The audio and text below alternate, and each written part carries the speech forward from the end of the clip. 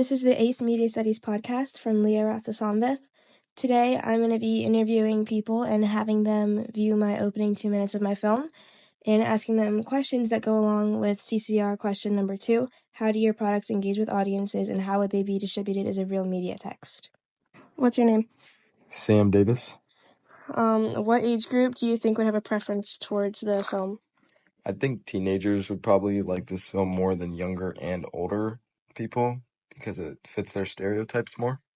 Would the film be more successful if it was put on a streaming service like Netflix or Disney Plus, or would it be more successful shown in theaters?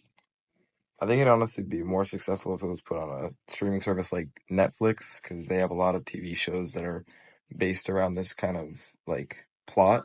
So I think it'd do much better on a streaming service. Based upon the age group, what type of advertising would work best to get more interest and engagement with the film? I think if it was advertised on social media platforms like TikTok, Instagram, or Twitter, it would do pretty well because that really would connect with a younger audience. What's your name? Aiden Pace. After watching the film, was there a particular visual or auditory element that stood out to you, and why did it stand out? In the beginning of the scene, there was music played that conveyed the same girly teenage vibes that were shown in the scene. Another part was the stalker standing over the girl helped provide background knowledge and context to the plot. Did you identify any important themes, and what were they? An important theme I noticed was the teenage friendship theme, where the teenagers are typically close and rely on each other in their lives. What's your name? Ariana Minichino. After viewing the opening 2 minutes of the film, how did it make you feel about the world around you? The film made me feel more aware of my surroundings and what's going on around me, and how it may be scary since things like this happen so frequently and we don't even realize. What's one scene that had a big emotional impact on you, and why? Probably the scene of the girl walking to the bathroom, because we never know what's going on around us. What's your name?